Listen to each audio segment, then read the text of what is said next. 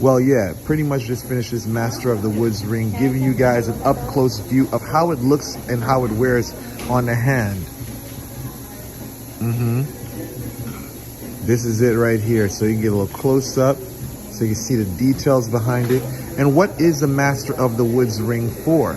It's for dominance, it's for power, it's for wealth, it's for revenge, as well as protection.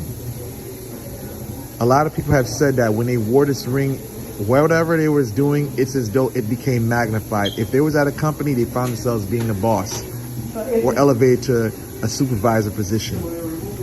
Whether it's wealth that you're making or whatever wealth that you are achieving, it just gives you a push and elevates you. I had one client tell me that they were able to meet celebrities while working on a job. I call this the Master of the Woods. I know lions are in savannas and all, but I call the Master of the Woods to be somewhat traditional with the Master of the Woods working. I know you heard of Master of the Woods herb. I call this Master of the Woods because it's for dominance and power. And not only that, again, it's for wealth and elevation. Whatever you're doing, it elevates and expands what you're doing.